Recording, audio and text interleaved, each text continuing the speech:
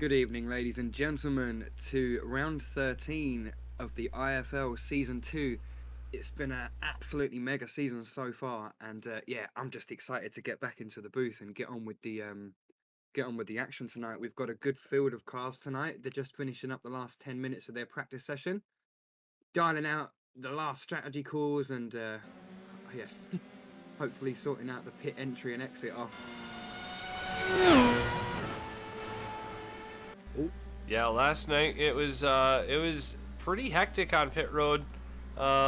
Couple key mistakes on entry, as the pit road is probably one of the hardest ones we'll go to all season here. Spa is a little difficult, but this pit road is especially difficult with the kind of zigzag pattern. It really throws you off, especially at the high speeds that you're going at around the corners here.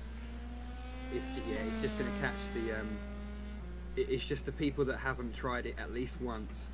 They're gonna have a massive issue with this. The exit isn't too bad, but yeah, like you said, just that zigzag there, and it's super short as well. So the speed you're carrying around that last section, and the commitment that you put, like I said, it's just going to catch those people out that haven't at least tried it once. And it's a hefty pit stop as we see it. iRacing gives you a 42-second pit stop for any deviance on that entry line or exit line. So we'll be keeping an eye on that today, as it was absolutely race ending for the two leaders yesterday. But that's another race and another story.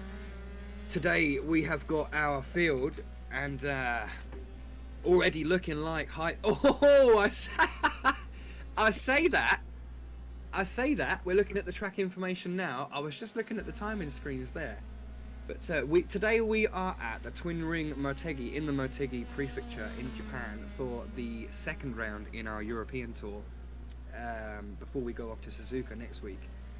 Super challenging track this. It's a nightmare for the cars to set up. There are many sharp corners connected with many long straights, so it's a really point and squirt situation. So it's difficult to know which way to set the car up.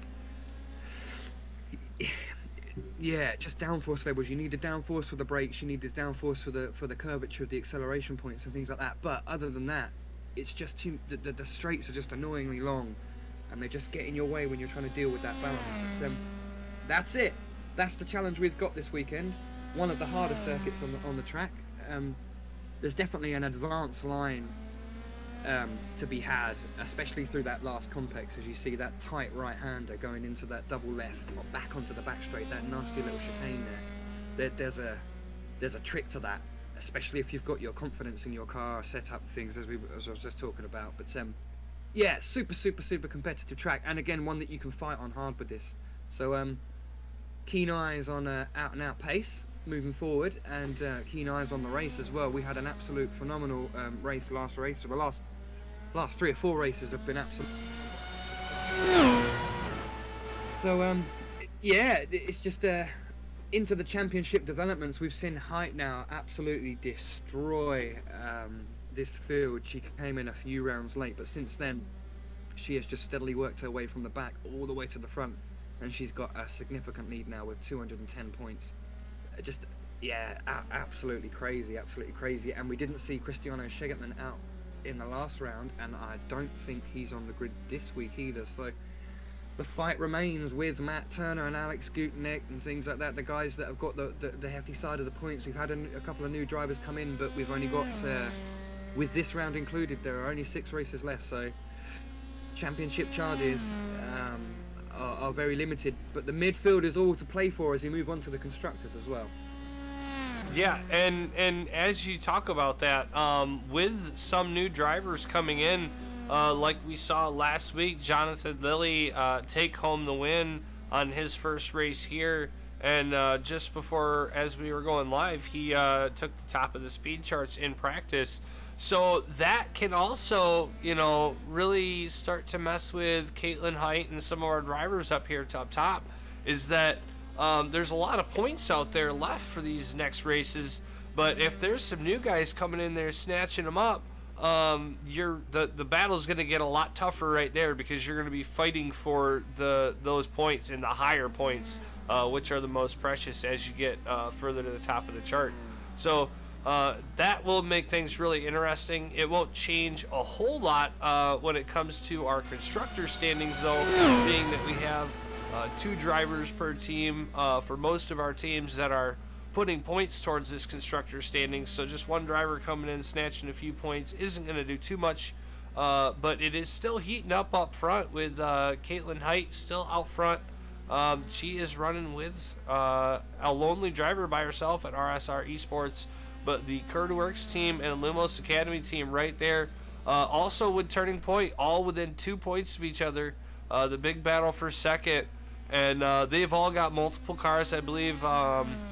I don't think I actually seen another Turning Point car. Actually, Corey Schartzer is on the grid, so he is looking to get a few points for Turning Point Racing. But both Kudaworks and Lumos Academy have got 2 cars on the grid this week, and they are running somewhat towards the front of the grid. So Caitlin Height is really going to have to push and make something happen if she wants to keep that constructor standings alive as well.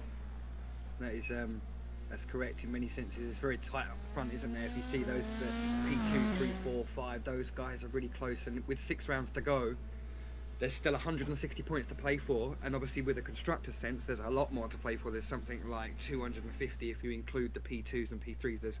There's lots and lots and lots and lots and lots of points to go. So yeah, like you were saying with the new drivers, I know Caitlin's got this wrapped up, but you do slip into a sense of momentum, and with all of those races and all of those practice sessions and all of qualifying sessions and all the times you've been put under pressure,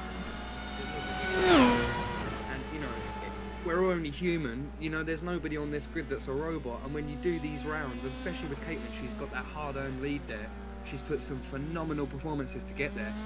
People like Jonathan Lilly and anybody else that wants to step up to the big pace and start putting that pressure on that front running pack, it just adds that dynamic in the race. Whereas before, she could just get on with the championship momentum. Obviously, like you said, these guys aren't going to be there to fight for the points at the end of the season, but they can definitely disrupt a day or the next day. You know, they can get involved with these last few races, and maybe they will play a part in how this plays out. We know we've had Height pull up a couple of early strategies and try to work our way through the grid over a couple of these races, and it hasn't worked out. She's been caught in a bit of traffic, and the race has gone to some other people. But yeah, I especially looking at the times as we see them at the moment. You know, it's only practice, and a couple of these could be race pace, a couple of these could be quali pace, and people really giving it everything they've got. But it's looking tight out there. Jacob Potts, we see he's back from a long time away from the IFL and straight back in with the big pace. He's already up there in the 44s, in the top 5 there. And Jackson Carr has got the good pace today as well. So this is, I think we're in for an exciting race here, Rob. Yeah, for sure. We've also got Anthony Wallace climbing back into the car after a little while being out. And yeah, just a bunch of new faces and returning faces giving us this so far 19 car grid. I can't imagine we're going to get too many more joiners. I believe everybody else is here really trying to put in their time, but a nice grid for the F3 race today. Should be very interesting. There's a lot of braking zones, but these corners you can somewhat take some speed through. So it is a kind of a wide track, but it's not very wide in some points of the corners. So you really have to watch where you're at, where you're putting your car, and know that there is a lot of cars out on this racetrack. So you really need to make sure you're giving everybody room, giving everybody space, so that way we can have a nice clean race. I do expect to see a safety car or two just because of how many cars we have and how many braking zones and corners we have. Hopefully we can keep it clean, but I definitely would say one of the keys to the race today is going to be keeping your nose clean through the first 10 laps and making it through past halfway. Yeah, you're definitely right. There's a lot of sweeping corners, although I was talking about it being a bit of a point and squirt. You've either got to commit to the entry, so turn 1, you've really got to commit to the entry and sort of slave the entry for the exit of turn 2. Those that can blindly cross off the entry to turn 1 will get that square exit for turn 2, which obviously in a racing scenario will leave you completely vulnerable. And obviously the complex going into turn 3 and 4 are just completely reverse on that. So you have to get all your braking done in a straight line and really kill the speed, catch the first apex, and then really commit to the speed coming out the second apex. And as we see these some of these F3 drivers making a different decision on the downforce balance they've chose to have.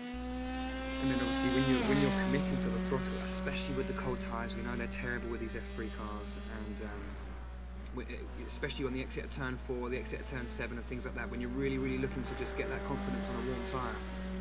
And over those first few laps, as you say, especially when there's cars around each other, cars committing to a dirty line and things like this, we know the marbles are on track, so the racing line is the grippiest line. If people get hung outside, you may run wide, and then, yeah, like you said, safety cars and things like that. We've seen a lot of safety cars this season, but yeah, it's a tricky track, this one. But I think for these cars, they may have a slightly better race than the F2 guys yesterday with regards to space to fight, because the time that they're going to spend up and down these straights and between these complexes and corners is just that little bit more. I think it's just going to put a few more fights on the table as we just enter our 25-minute qualifying session now, as we see an absolute maraud of cars come out the pit lane there.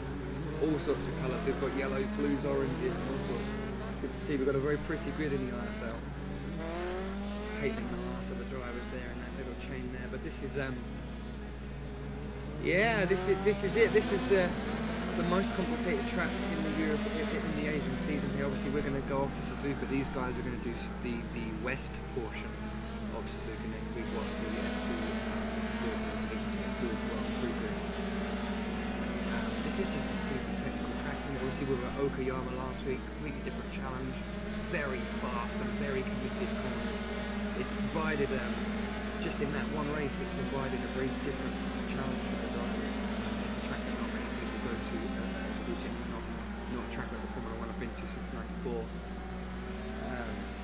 And this one isn't a Grand Prix track, but it's certainly a fantastic racetrack nonetheless, obviously surrounded by its oval, which is where it gets its name from. But, yeah, just getting a bird's eye view of some of these drivers now. Partly cloudy, doesn't look like too much of a heat affected session, so these drivers should just be able to settle down, heat their tyres up, and fire away at this racetrack. Any predictions for today, Rob? Who do we think is going to get some pole position? You want to put a wager down? Well, I'm gonna have to put my money on Caitlin Height. She was very fast in practice. Yeah, Jonathan Lilly did come out on top of that practice session, but I really do think that Caitlin has got the pace today. Yeah, there is a few drivers that are up there with her, but if I have to put my money on it, Caitlin Height's gonna take that pole spot. Oh, so you're going with the championship elect. Yes, I guess you would call it the favourites. If we were at the bookies, you would say that she has the most probability of gaining that pole position. No serious lap times on the board yet. We saw some 44s, mid 44s, low 44s. I wonder if they can scrape into the 143s with this session. As they give it always adds in the heat of the moment, doesn't it? But driver settings, mod country sectors out there, but obviously that's just that. Yeah, nothing yet. They've got a purple lap being a 149. They've got 5 seconds to come down on this. It's quite a long track to get round. If you mess something up, you've got nearly 2 minutes to get another go at that. I think I might put my prediction on. I think it's hard. Lily definitely had a great lap in practice there, but I just got a funny feeling, like you said, I just got a funny feeling that that was a quali lap, and maybe Height was just sat in practice when she tends to do this, doesn't she? She doesn't tend to show her hand until the moment she needs to. So. Hanging back there, still with a 2-minute lap time, so she knows she's just well. Oh, time's ticking on. Yeah, no, serious lap time's absolutely nothing. Yeah, as we saw people come on a couple of seconds. See how far we are left.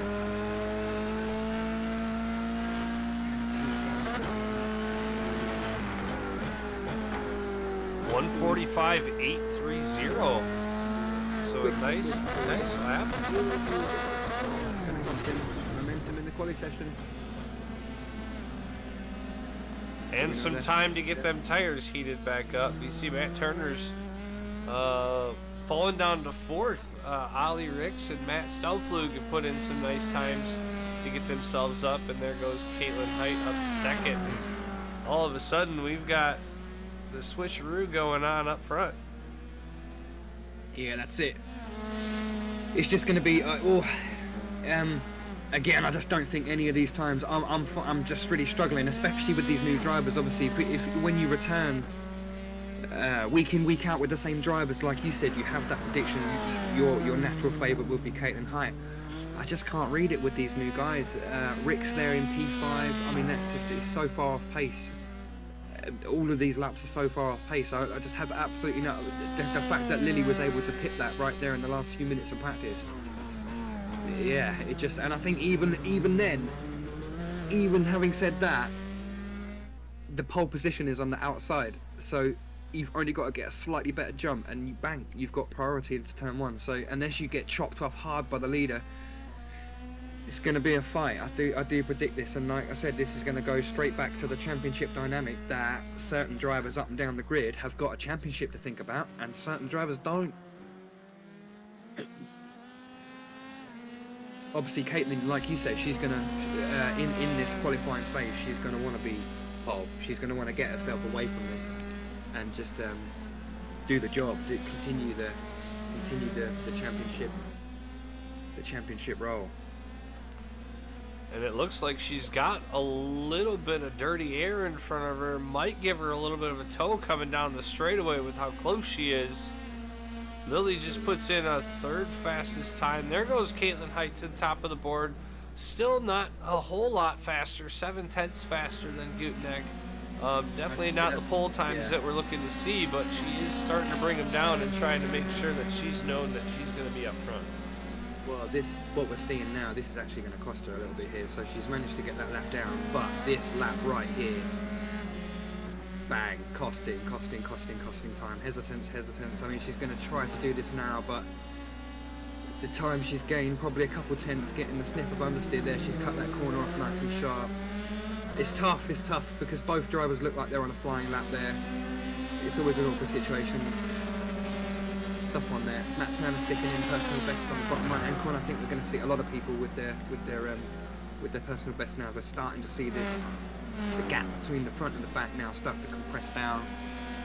But it's getting congested up the back, isn't it? These drivers, they need to find a bit of space. There's a lot of drivers trying to occupy the same bit of racetrack here, and this is I don't think this is the circuit that's going to benefit with that draft. I think wherever you catch someone, you'll gain the draft, and then they're just going to be straight away in your face. Turner there putting in a personal best with a 1:45.4. So yeah, we're starting to get some half sensible laps in now. I'd say we've seen a couple of serious laps. I'm seeing a couple purple sectors on Caitlin Height's lap. Even with all the traffic. She's getting ready to come through her first and second to last sector there. We're purple. So she's going to come out of the corner. Where she's going to put it down mid 44s. 44.951, not as far down as we expected. As we see Buddy Boggs pops up to second. We want to be on board with this lap. We want to be on board with this lap for sure, because this is her first clear lap for 3 laps now, and tyres will be nice and warm. Excellent use of the curbs there. You don't want to take too much inside curve there, because it does tend to upset the car right when you need it to come out to the exit. This one's a little bit more than 90 degrees, so you've just got to be a little bit patient on the exit. Nice and hard braking zone now. Nice bit of curb edgy there, not much on the exit. As we power on up to the back section now.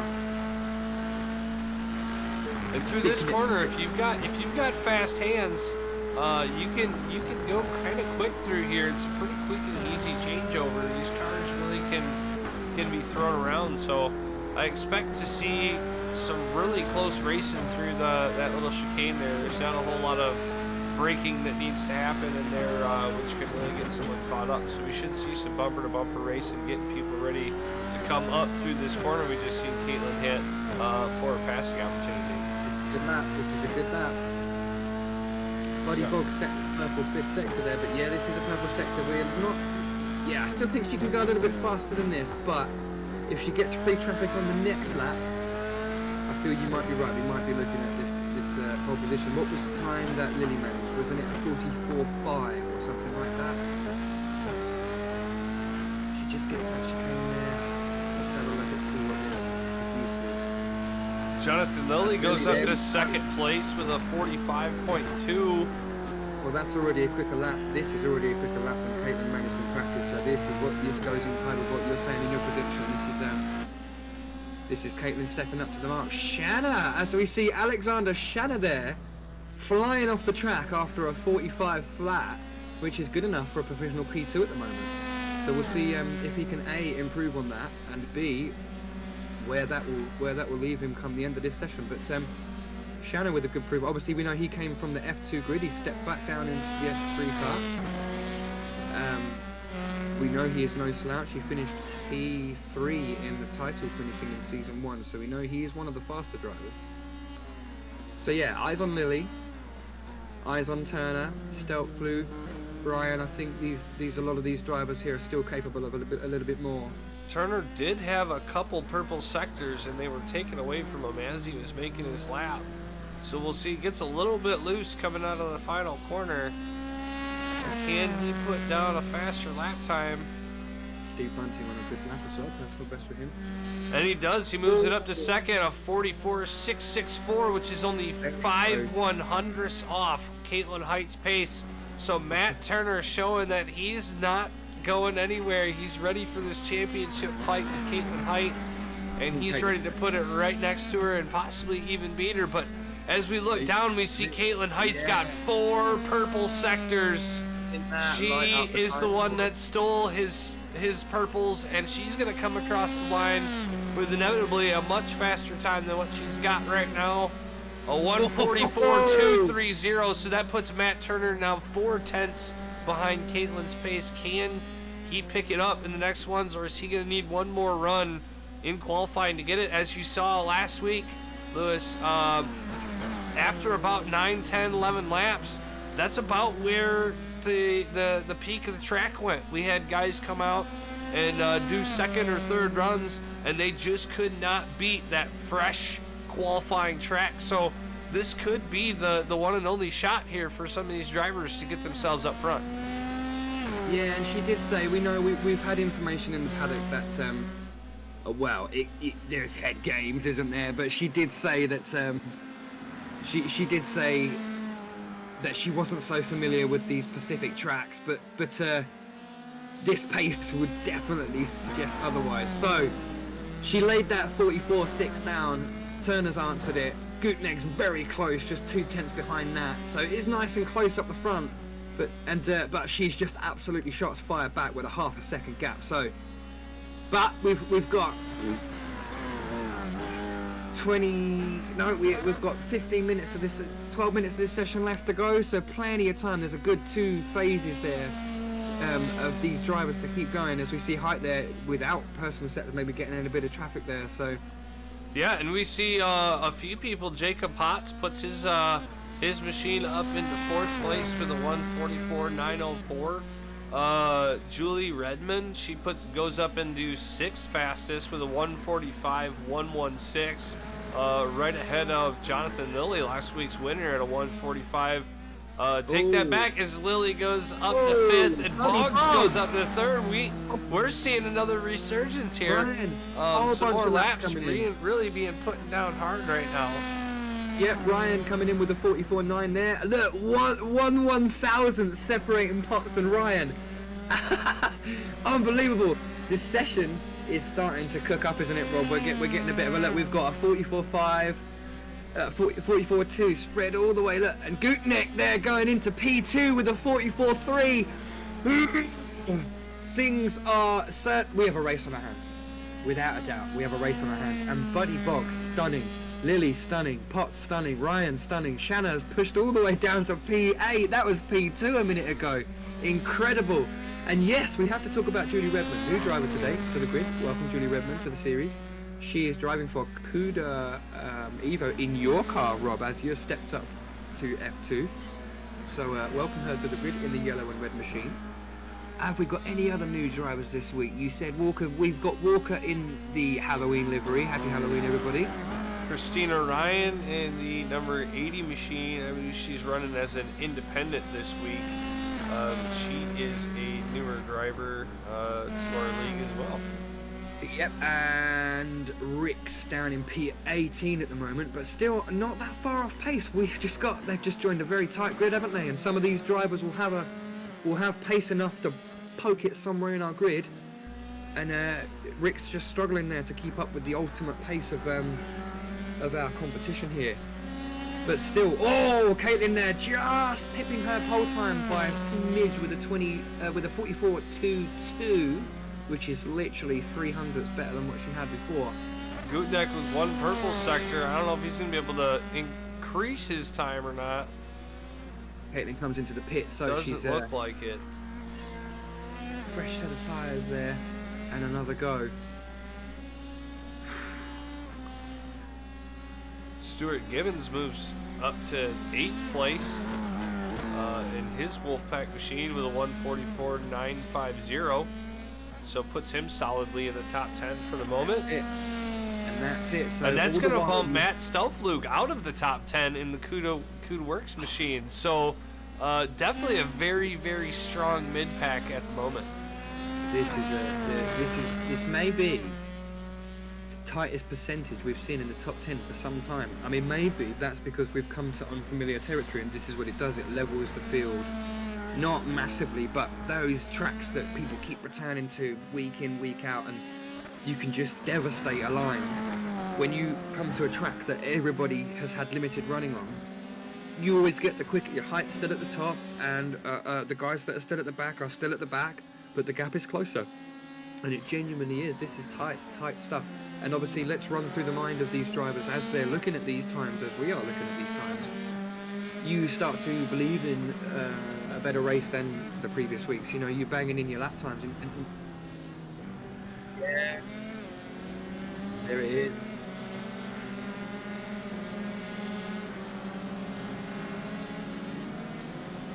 Yeah.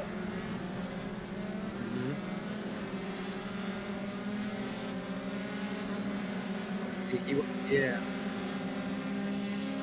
And that's it, so he won't get that penalty in this session, but that's exactly what we're looking for. If this happens in the race, like it happened to me yesterday in the race while I was in the lead and I acquired that 42-second penalty, but that's another story.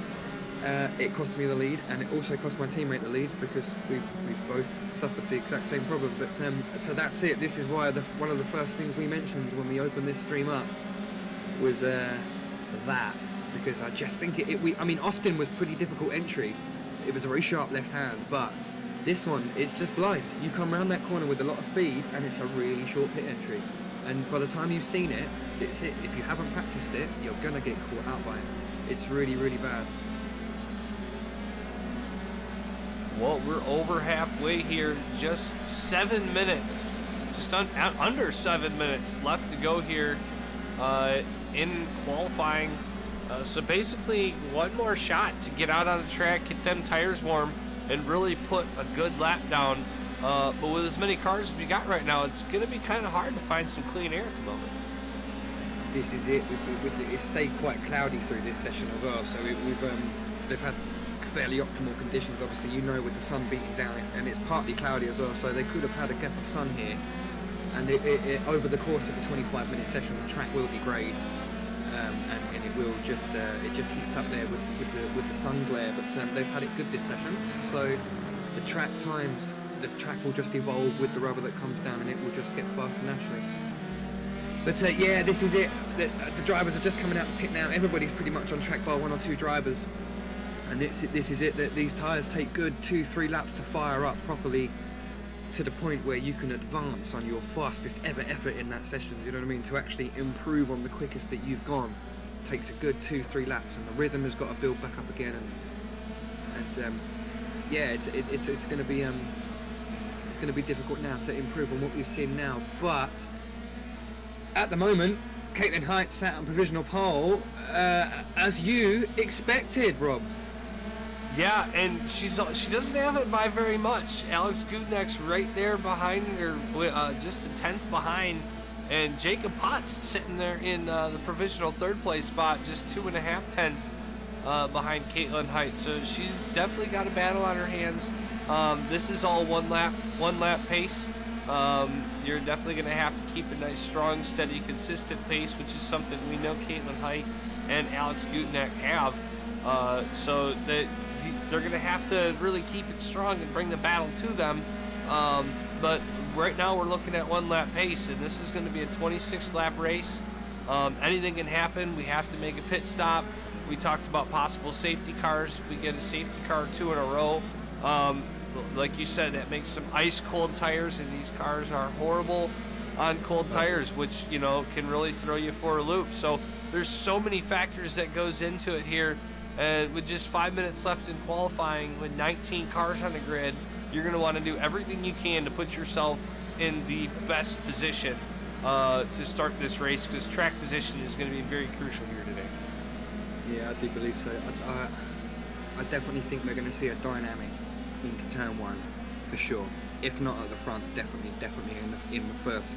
in the second and the third row for sure. And those drivers are all really close. They're all going to be feeling like they can have the same kind of race as each other. Do you know what I mean? They're not going to, all those guys from second down to, obviously Kate, she's going to be sitting there feeling like it's her race to win and to lose today, rightfully so. Those guys behind, I mean, Gutenek's going to be defending from a fast Potts and Turner, and you know these guys are, and yeah, Turner, championship antagonist, right in the thick of that right now.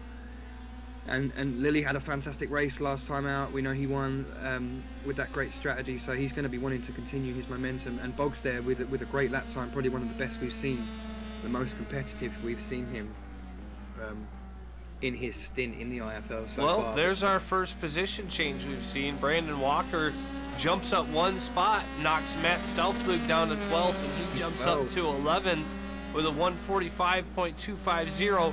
But he's only a half a tenth off of Julie Redmond in 10th place and 2 tenths off Shanna in 9th. So really, these next couple laps are going to be nuts. These cars are kind of close together. If someone makes a mistake, all of a sudden you've got either some dirty air, or you've got somebody to tow you down one of these long straightaways. So it really could be crucial these last couple laps. These guys are going to be looking for any and all possibilities to gain that extra tenth or two, because that extra tenth or two could mean 1 or 5 positions. That's it. I was about to say the exact same thing. If you could just sneak another 2 or 3 tenths out, if you're Walker or Stelflug or Shanna or someone like that, right in that 9-10, like you were just saying, if you can just snip a couple tenths, you can just have such a better race, or you know what I mean, your prospects just go up so much. So as some of these drivers though that are usually quite fast, we can see some of these drivers are really struggling with these tracks. So we usually see Wallace with a lot more speed. Yeah, he's had a lot better pace than that. We've seen Schanzer with a lot better pace than that. We've seen Stelflug with a lot better pace than that. Walker with a lot better pace than that.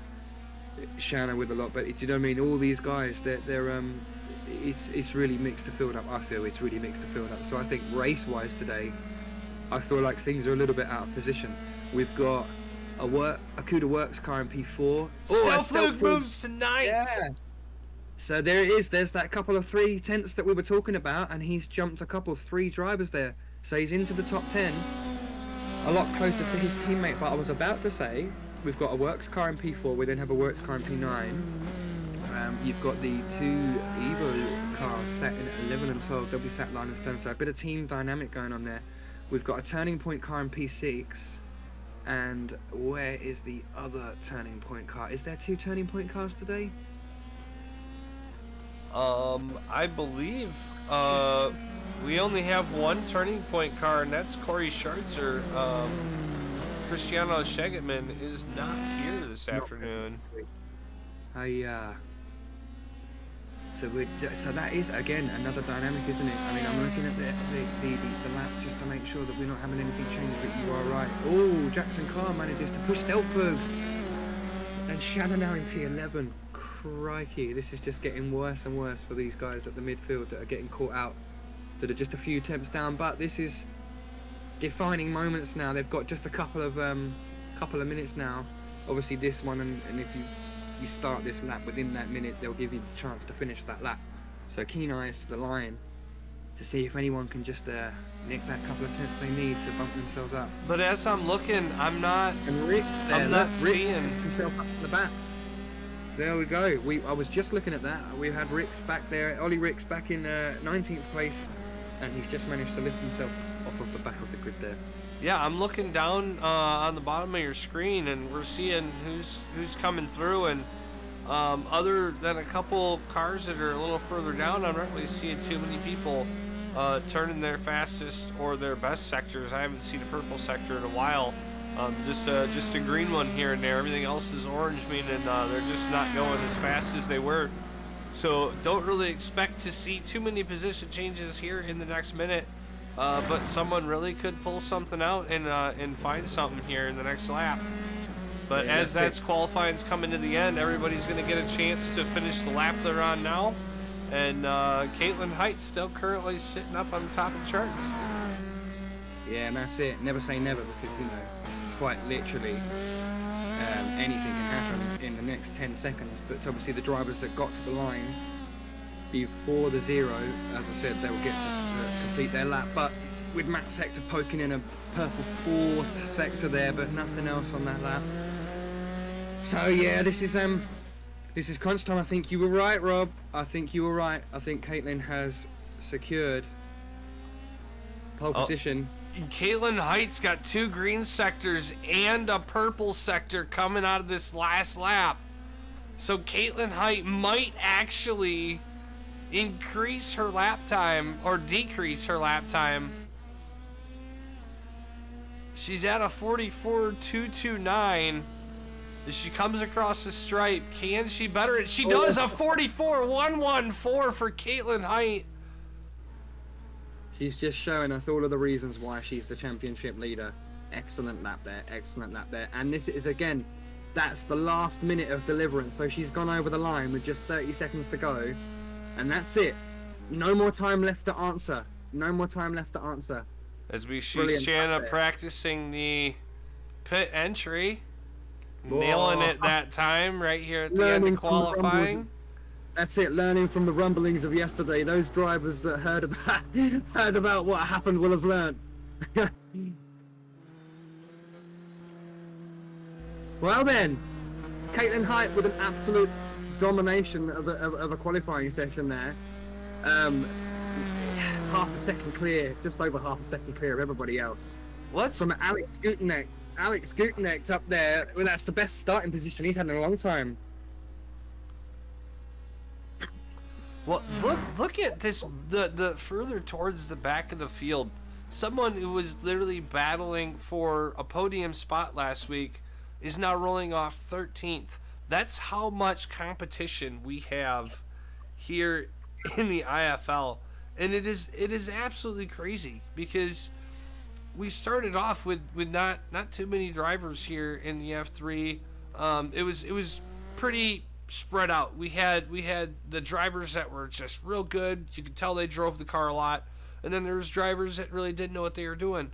Now, after this whole season, we've grown to a field that, yeah, we have some drivers new that are coming in, but it's so much more, and we've got so much more variety into our field. So it's pretty cool to see as we grow, and we've still got a few races left. What are these newer drivers coming in? What are they gonna do? Are they gonna surprise us? Are they gonna give these guys runs for their money? There's just so many factors that come into 2 or 3 new people coming into the league every couple of weeks.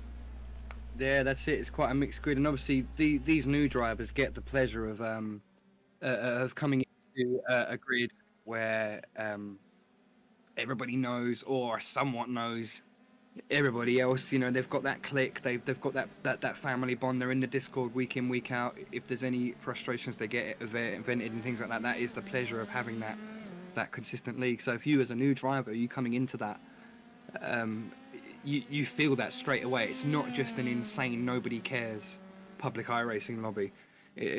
We have accidents, but it's with chivalry, and nobody means to do these things, and you can rely on a decent set of rules and admin to deal with things should things go wrong. So yeah, it's a tidy environment to turn out to, but obviously everybody else is just an unvariable, isn't it? It's just a thing. It's another thing.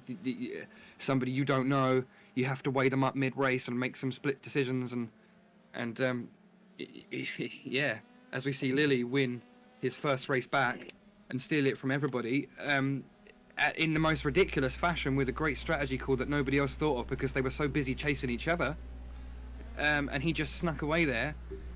Now, how many people try to learn from that this week and try to make that strategy call when a safety car comes out here? I'm not saying one's going to, but we all know the F3 a little well. So we tend to have a safety car or two. Who's going to jump into that strategy and say, hey, if they can make it to the end after a few laps, I mean, I could make it to the end after 6 laps, So who's going to jump on that? Who's going to make that strategy call? And will we get all of a sudden 15 cars onto pit road trying to make that strategy call to make sure that nobody can jump over top of them, or have that strategy be the reason why that they lost the race? So it's going to be very interesting in the last few races. All these drivers could start experimenting. If they don't have a big gap in points or this or that, they can try new things. They can try coming into the pits early to see what it's going to do for them in the race, or they can try this, or they can try that, and really develop, so that way next season they've got a few notes and are really prepared for a nice championship battle. Yeah, and that's it. Obviously, we know these cars, when we're talking about fuel stints and strategies and things like that, we're obviously in the warm-up session now going into the race. These drivers have just got 2 minutes left to iron out everything with that deadly pit entry. They've got to sort that out. They've got just 2 minutes to discover that disaster of a pit entry before it's too late. But yeah, as we talk about fuel strategy, we know these cars are they're not fixed in setup, so you are free to set the car up. And we know that some drivers will have opted for vended setups by certain setup shops and things like that will have provided slightly less or slightly more fuel for what they think you're doing. And we know that these guys are limited to 75% of the fuel tank, and they're not going to make it to the end of the race. But if you can make your own setup, or are at least capable of tweaking these setups, you can make your pit window a lot larger. And yes, like you said, you can have a car that you can bring in on lap 5 under a safety car, fill it right to the brim, and then just sit there. Obviously, now we talk about this with Lily's win last week. You cannot just be anyone and do that. It will make your race better and you will advance, but to actually win a race with that strategy, you still have to be fast as well. Because we saw Caitlin Height with a 26-second deficit on Lily, and she chewed it all the way down to 10, but he still won the race. So if he wasn't as fast as he was over those 27 laps or 28 laps they did last week, he would have finished 3rd or 4th, and the guys that ran the standard normal strategy would have prevailed and got through anyway. So you still have to be relatively fast, and I think he was only 2 or 3 tenths off of a pace worthy of the camera looking, because these other two were absolutely blistering up the front, and that's why he just sat back and cleverly just stole that race from everybody. But that's it, the session's over, so we've got exactly 60 seconds for these guys to prepare everything they've got to prepare, and the waiting game is over, and it's time to go racing in Motegi.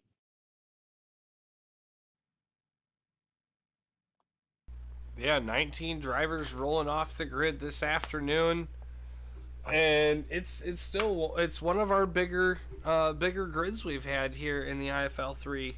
So it's gonna be an interesting start. Everybody's gotta watch their P's and Q's, gotta pay attention to what's going on. But yeah, we've got quite a few respectable drivers in here, so I think we'll have a really awesome start as we see the grid getting ready. Yeah, just a few more seconds Yep, 30 seconds to go. Just a couple of drivers left to grid up. So Caitlin's got the race in line there, so she'll have the most rubbered inside of the track. But there's you can definitely do the launch with these cars a few different ways. And we know Gutenek's no mug, so here come the lights. 1, 2, 3, 4, 5. And we are off for round 13. Oh, as we see someone get a terrible start there at the back. Potts going down a mile. Caitlin getting an excellent run there. Everything pretty tidy. We've had a couple of bumps there. Corey Schatz has managed to bump Ricks up the inside at the back. And we are a couple of 2-3 wide down the back straight here. Whoa, Matt Turner already from heat. Lily going around the outside. Can Matt string him up on the inside? Yeah, covers him off well. As we got a fight behind those as well. Whoa, this is tight. Ryan already in a fight in the Aston Martin. Putting our regular Boggs under pressure already. He's in a very, very good position, but how long will this last? Height trying to run away with the lead there, but Alex is really, really pushing her all the way. He's just a couple of tenths behind, and Matt Turner still under incredible pressure from Lily. Brilliant stuff. We've got a couple of fights, 2 or 3 fights going on. Stealth under pressure from Carr. Oh, the Cuda Evo team really, really, really, really, really close. They're going to have to be talking over the radio because they are just super, super, super close on this early lap. Team dynamics already. Matt Turner still under pressure. Height, actually, I would definitely say... Spinner. Oh, who's this? Yeah, Gibbons is off. Gets back on safely. I'm not sure if we see him with a bit of damage there, but this is still really, really, really close as we see a move up the front there. Matt Turner taking a defensive line. Lily on the outside again. Can Matt cover it off again on the inside? He does, but he takes a little lock up. Under the tunnel. Yeah, Lily gets the job done. Excellent stuff there. Pressuring our one of our championship contenders there. Lily having a strong race already on lap 1, pushing hard on those cold tyres. Very awkward section as we see the grid funnel through this last sector now. Height with the fastest lap. Oh, nearly half a second faster than Gutenek, but these two are peeling away now. They really are peeling off. But obviously you know that Lily and Matt have just started fighting there, so inaccurate pace. As we see there, Ryan's got past Boggs as well. Excellent stuff there as Potts tries to recover his race.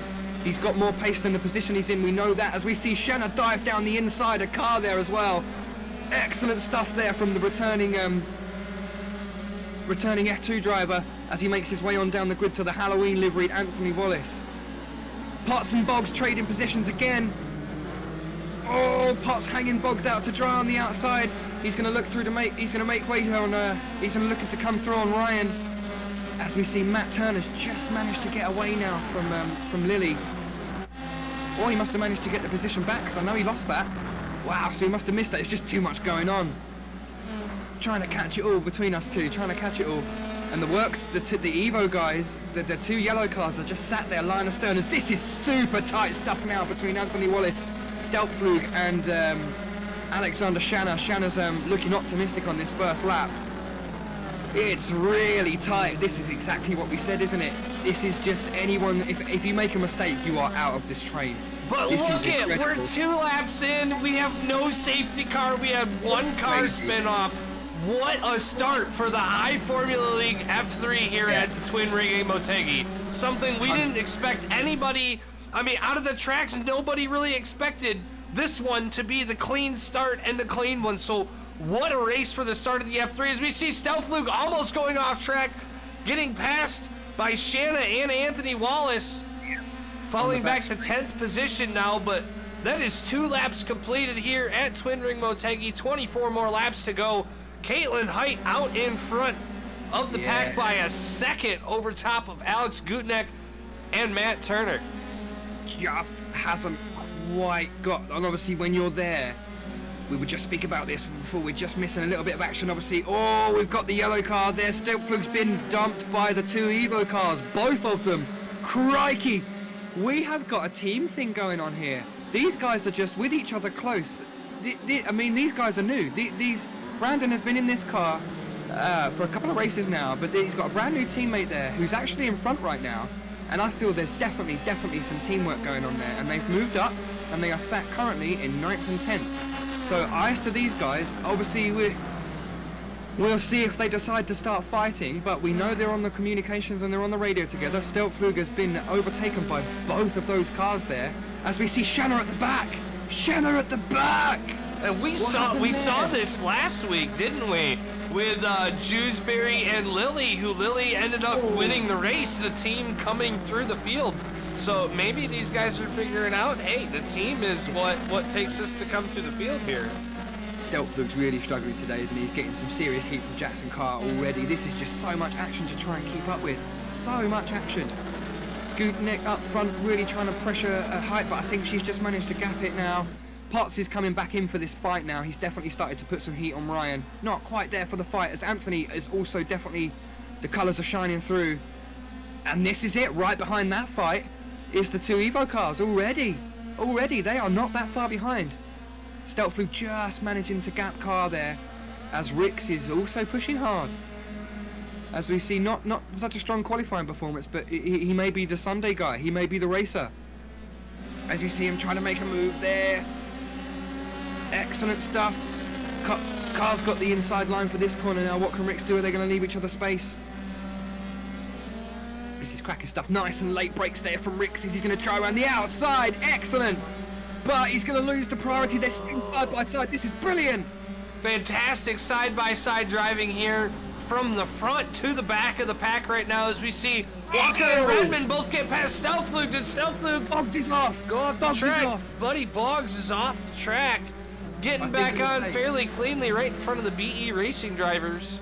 Yep, definitely a mistake. I don't feel like that was a collision. I don't think he's got damage. I think he just shot wide on that what is a very aggressive over 90-degree turn there, as we still see Carr and Rix fighting here. Carr does not want to give that position up. I think they were very, very, very close in pace.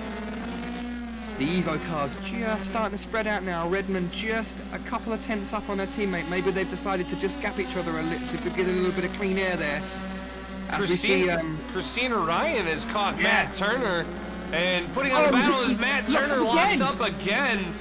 Having a tough problem with some brakes, but there goes Ryan. She's going to look to the inside. Turner's going to shove it through that last corner and try to get a good exit, but this is your battle for fourth position, and Jacob Potts is right behind, looking to get a little bit of tow and take advantage of somebody offline.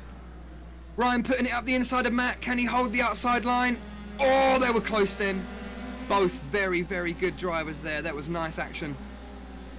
You choose a right side. Oh, we've got a clack up the middle. Eric Beddoes and I believe Jackson Carr have just had a little moment there, I'm sure. As I think we've got a slow, a lapped Shanna. Oh, Alexander Shanna having a weekend to forget again.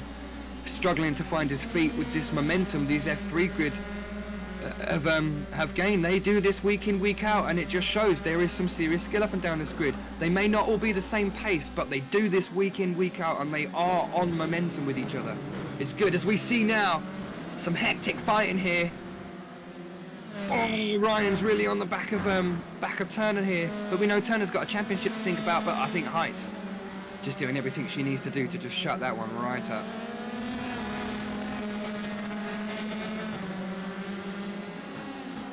Absolutely. Go through. Yeah.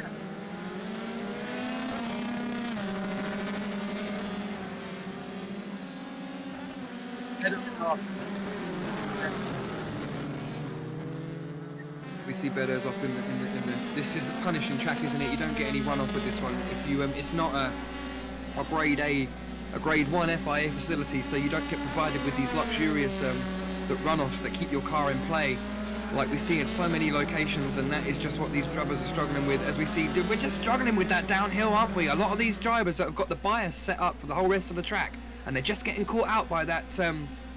There's a big dip in the middle of that corner, isn't there? If you take too much of an apex, and if you're still braking, it just locks you up right when you want to kill some speed, and that's it. We've seen Matt now nearly lose 2 places to that.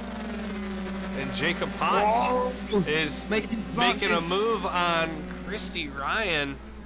He's going to take that spot, and he's actually Ryan's going to hold him off coming through 3 there. It's a real tough section I believe Jacob probably lifted there a little bit to try to get better, but look who we see coming back here. As we seen earlier last week, the two CUDA Evo cars coming up 8th and 9th place into the points, working together and working their way through the field. Yeah, this is the... We had a little bit of this, didn't we, earlier on in the season? Obviously, when it seems like eons ago, right back at the beginning of the championship, where we had the original championship protagonists. Do you remember, before Height turned up, we had Gutnek and Morbeto and Kokoroyanis, and there was a few guys at the front, Cristiano Schegertman, where they all won a race in the first 4 races, and they were all pretty much about equal points. And then we saw a bit of championship. Obviously, it's really, really early on with so many points to go. We saw a little bit of teamwork there, especially in some of these qualifying sessions, and like this, where I feel like there probably would be a little Turner's bit off! Turner is off the racetrack in the same spot where he's been losing traction in that corner. You'd think he would turn his brake bias back a little bit, but that cost him 2 positions. At about 5 seconds, he's now currently running 6th position. So Turner doing everything he can to hold on to his car early on in this race. But we are now 6 laps complete here at Twin Ring, 20 more laps to go. And who is that chasing down Matt Turner now? Is that Anthony Wallace? Moving, hasn't been here in a minute, and he is currently about to be under fire from the 2 CUDA Evo cars we had just been talking about. And they're actually catching up to Matt Turner as well now. Yeah, with Matt's making these consistent mistakes, and that is absolutely something that these 2 yellow cars, I haven't seen them put a foot wrong all race. They don't have that killer pace, these 2, but I mean, I just think, we're going to stop talking about these guys again for another fight.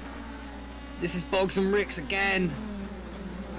Oh, these guys, they're really super close, and Cars just managed to get away from this fight, hasn't he? He's just managed to gap this fight. Rick's just, I think, finding his place in this race. As I feel, like I said, I feel like the qualifying was fairly out of position as compared to what we usually see in a racing scenario. As like I said, we're going to see Redmond try to find her place. She's just playing it super cool right now. And Brandon just doing the ultimate team game right now, just sitting right there with her. They are just spinning laps like a pinball machine. This is brilliant, brilliant stuff. And I really, really, really want to see what happens as they deal with Anthony Wallace now. Redmond looking to go to the outside now. We know we can't make a move now, but we have absolutely no data on Redmond. She's going to take the outside line. Anthony just getting a little bit of a better exit now. She needs to get this done. She needs to get this done quick because Brandon is, we know, right there, and they are bang on exactly the same pace. Stelzflug in the pits, so he's called it. He's called the first pit. He's got himself out of that traffic, and he's going to try and get to the back of the track and get some fresh air down. As we see Redmond making some moves, she's getting a little bit hot, I think, under the collar there. It's just, this is it, and as you play team games, you win and lose as a team. You win and lose as a team, so all the time she's sat there behind Walker, if these two cars are just a little bit quicker than that orange car, all the time she can't get past him, they're both losing time. As if you were in Brandon's shoes, and you weren't teammate to the car in the middle, you would just look to attack both of these. But he's just sitting there, giving his teammate due space to work this one out. But that window will expire. Even though it's your teammate, it will expire at some point. So we'll see if Redmond can get this done in time. Anthony's doing a great job though. I think he's just doing the non-defensive line. He's just getting the lap down. Oh, as we see another fight there between Ryan and Potts. Very similar pace, I think, Ryan and Potts. Very similar pace. As we see Potts just slipping back there. As Ryan got a better exit, but this is it, the slipstream down the inside. You can't really answer this one as she backs out, but she's holding the outside line, and Potts gives good space there. Everyone giving her space, which is really important. It keeps everything alive. As soon as you stop giving spaces, it just starts ending people's races. As we see Caitlin there with the fastest lap of a 1:44.8. Gutnik very, very quick, but just that couple of hundredths off what he needs to do to bring that challenge. We see Matt Turner creeping up. He's trying to catch back up to these guys and regain his position. Jonathan Lilly up there currently running third, doing a really nice job to come in and win his first race, and he's now currently set up in third, just kind of riding up there. He's got a little bit of gap between about 5.5 second gap between him and fourth place right now in the battle we're seeing right now. So Lilly's got himself in a good spot for the start of this race. Yeah, this is just absolutely I mean, I'm just looking across the track. Obviously, you guys can't see what I can see. I've got my own drone cam, but I can see that Katie and Alex are just on another plane of existence. And Lewis, that time is up with that Cuda Evo squad. We just saw Brandon Walker tried to get by Redmond, and he had to secede because she took the line away. So we might see a little bit more here of Brandon Walker saying, all right, it's time for me to go. We'll have to see, but we're almost halfway through this race. Just a couple more laps, and we'll be about halfway. So we should be seeing here some pit stops as well here coming up soon. Yeah, this is close now, and obviously you kind of, as we see, she's trying to cut the line there as well. So, yeah, I mean, this is it as well. As much as you come to the racetrack as a team player, especially with these guys as well, this is their first weekend as teammates. So they are very much right now, I would say there's a certain percentage of both of these drivers' brains that will be trying to work out which one is faster than the other one. And this actually looked, I did hear some stoppage and some tyre usage, so Matt is calling it as well. So he's the second driver to come in. We know that Steltflug was the other pitter. But yeah, teammate dynamic, it's very interesting. I mean, both drivers have got to think about this a lot, because you can't have a sour team relationship. It does not help one bit, especially when the other teams are working together as a team and they have that advantage. And it looks like they've got a good thing going here. And so far in this race, they've worked really well together. Apart from, like you said, those couple of little looks there where Brandon's just thought, I'm going to have a look, and that just doesn't tie in with the team play thing, does it? You don't look up the inside of a teammate. You either talk to each other and go, I'm faster, can you let me have a go at Wallace? Or she says, no wait, I'm gonna have a go first and we'll both go through. As we see, pots off, crucial, Wallace through. How much time is he gonna lose? He's gonna funnel right out. He's gonna become part of this yellow sandwich straight away. Oh look, this is just adding more meat into our okay, so straight away she's going to lose a little bit more time, and Brandon's just going to be, I feel like right now she's a little bit quicker. As we see Goodnick there with a purple lap time of a couple of tenths quicker than anything. As Caitlin Height just takes it back. I've been waiting to see that. Goodnick's had that fastest lap for actually about a minute and 30 seconds, and I was about to say something, and there goes Caitlin Height putting down another fastest lap. So she's seeing that, she answered, and she's not letting it go. Goodnick's still 2.2 seconds behind the leader at the moment, so not too far back, and he's still in a good spot to even overcut Caitlin Height, as you see. Oh, and Goodnick gets passed by Jonathan Lilly. This is another Shanna off again. Goodnick was off. It was Goodnick off. Sorry, I apologize, Alexander Shanna, but that, just pushing so hard. I can only imagine that must have just been because he was just pushing so hard to try and answer that pace there. You call an answer. We saw this in Okayama, didn't we? Where we saw Matt and Caitlin do-si-do lap after lap trying to answer each other. It was honestly like a call and response thing for 10 laps. And she just dicing that game there with Goodnick, and he just buckled there, and he's made his own mistake. As we see Potts there trying to recover, because we know he's slightly out of position. Now, is he gonna, this is gonna play right, this is gonna play straight into the, if you're in a yellow car, you're in a good car right now, because these guys are gonna, oh, this is getting saucy. Yeah, Anthony Wallace locked up just a minute ago in that other corner, allowed Potts to get alongside. Look at now this. Wallace goes wide, Potts takes a crossover move, and that brings both the Cuda Evo cars right up to their bumpers. Right. What do you do? What do you do if you are Brandon Walker?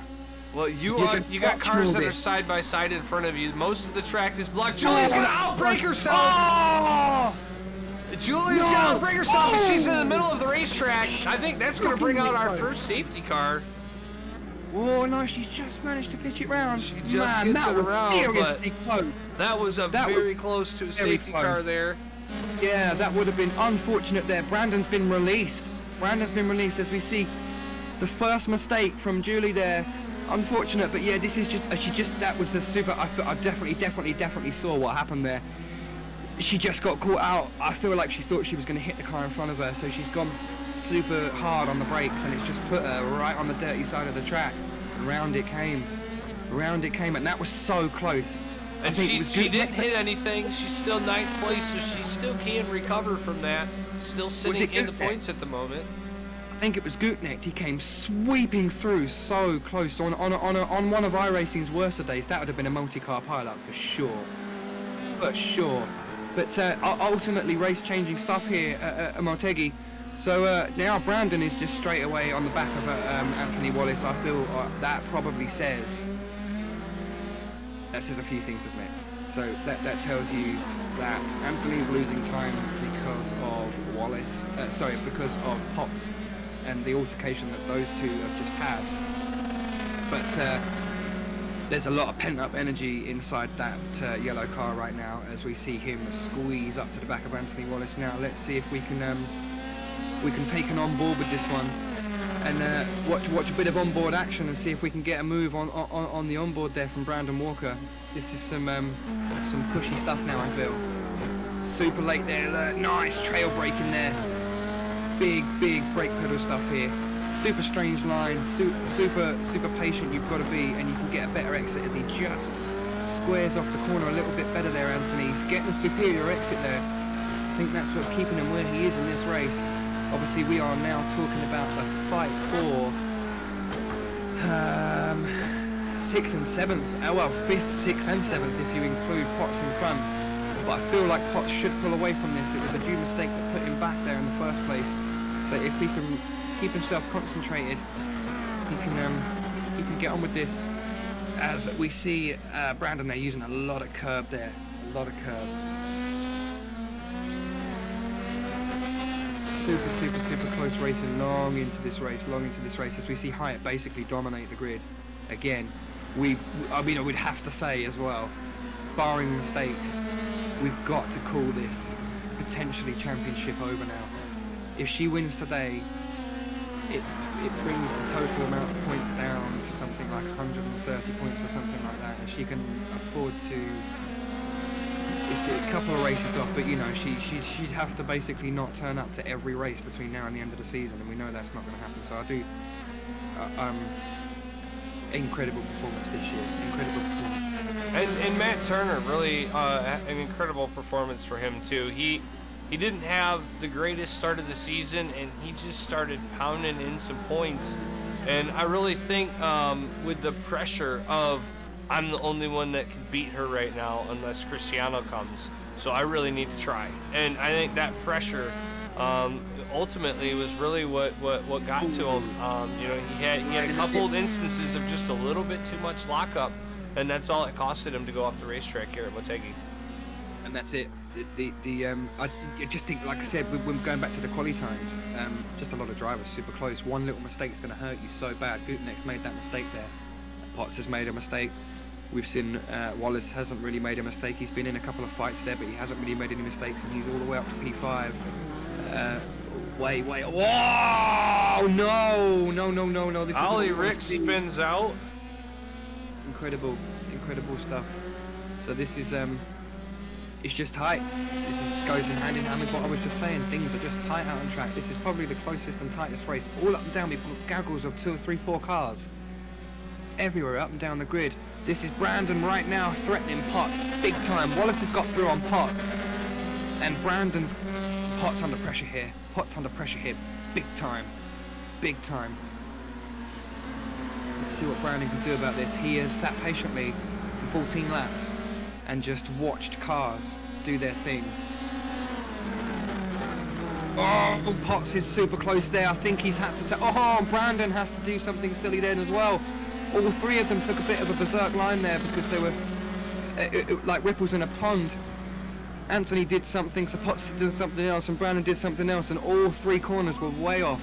What amazing side-by-side racing we've seen here in the first half of this race as we do complete that halfway mark lap. So we are halfway here, and what side-by-side racing we've seen. Here comes Brandon Walker setting it into the corner to make sure he ain't forgotten about. He's going to keep it nice and close and get ready for that turn 1 braking point. I mean, this is it. Let's talk about the mind's eye of a driver. When you're in a 2-way fight, when there's 2 drivers, you can solely keep your eyes on the mirrors and the drivers in front, and you can just get your head round with one moving object. But when there's 2, it's super difficult. And it makes it, not even when you're fighting, not just for 2 objects, but for your race momentum. You just want to pass the car and go, but every time you have an altercation with that car, it slips you back into the depths of the 3rd car, and you lose 2 positions straight away. It's really hard. And the more cars you add to it, the potentially more places you can gain or lose in a single moment. And this is it. Anthony was pushing on the front of this now, and now Jacob's just run off with this one, and Brandon's going to look up the inside now. I just don't think that's close enough, but it's enough to apply pressure. As we see Anthony with a huge lock up there, but he's still got it in the corner. But this is it. This is going to put Brandon right on him. Wrong time in the track for it to happen, though. He's got it up the inside. Are they going to be fair to each other? Anthony keeps it committed on the inside. The track goes his way, and that's it. Look, Brandon's going to try. Brandon goes for the crossover, though. Yeah, to take the outside move. Not the greatest spot to do it, but he really needs to sit behind Wallace. You can see he's got the pace to beat him. Obviously, he doesn't want to let Potts get away. Potts is already almost a 1.5 seconds away from him. But you need to set up your shot here. You really do. There's a couple really good spots that you can set yourself up. If you're faster, just stay on his bumper and make sure you put yourself in a good spot. Looks like he's going to go for the braking zone here. He's not side-by-side, so he's really going to have to send it, and it's not going to work for him. But now he's also got to watch out because he's got – who is that right behind him coming up? I believe that's Shanna that's coming up. And he's got a little bit more pace that these guys do. So I think Shanna will stay out of these guys' way battling for position, but seeing him in the mirror is going to make these guys feel the little pressure a little bit. Yep, it just puts an object in a mirror and another dimension to your thought process whilst you're trying to get on with your race. But yeah, I feel like what we're seeing here is Brandon's definitely got a bit more commitment when it comes into turning in. So whatever the car setup that he's got, I definitely feel like he's a lot more positive with how he can point that front end into the corner. But I feel like Anthony's just got the brakes. I feel like he's got the brakes. See that there again. Back. Oh, and there it is. There's the brakes. That's definitely it. There is it. He's going to lose a lot. He did exactly the same thing last time, but it's hurting a lot more this time. Now, but this is exactly what we saw Brandon looking to go the other side this time. Now you've got to stick it brave on the outside. Not close enough. Anthony, brilliant driving there. But he's going to try the cut back again, Brandon. He's getting so hot under the collar now. I can definitely feel the frustration. The wheel movement's getting more erratic as we shoot past a guy, a blue flagger getting out the way there. Well done to that man, Nicholas Marshall. This is tight stuff, tight stuff. Great, great, great stuff. Meanwhile, Jacob Potts still pulling away just a little bit from these guys. So showing you, this is your battle for 5th position. This is the middle of the points. So this is where the points start to get better. We are definitely seeing a distinction between, we did obviously discuss this amongst many things during the qualifying session. The difference between Wallace goes to the pits. He's going to let Brandon go. There it is. There it is. He just done exactly the same thing. He's just cut that same pit. 42-second pit stop for that man. At least we now know exactly what's going to happen. Terrible, terrible stuff there. So that is going to put him in a world of pain in this race with these cars as close as this. That's going to put him right at the back. So with that being said, we are now looking at the battle for the final point for 10th position between Buddy Boggs and Matthew Stelflug. There's a whole bunch of cones in that blue car. Damn. Wow. Okay. Shanna picking up big cones there. But Brandon released there, so he can just set raw pace. But going back to what I was saying before this, we were talking about out-and-out qualifying pace. And I was talking about the distinction between that one lap pace, which I felt was quite out of position honourably, and the distinction between race pace, and I feel like Buddy Bog slides off and he's sideways across the racetrack. across the apex. Is he going to get out of the way? He does. Oh, we've had a couple of close ones today, haven't we? We really could have had some worse. But no, that distinction between the qualifying and the race, it's race sense. Just one lap pace is only one thing, and I think a lot of drivers got optimistic today. We've had a lot of close lap times, but overall, Walker's done a great job. Gutnick has had one mistake, but again, he's done a great job to keep it where he's at. Lily's had a great day again today. So far, we've seen one mistake from Redmond. Obviously, she's got a pit yet, and we're looking to the pit lane now to see if anybody else makes this crazy mistake, because this is just race ending. It's absolutely race ending. Anybody else that makes this mistake pots into the pits. So we'll just have a look now.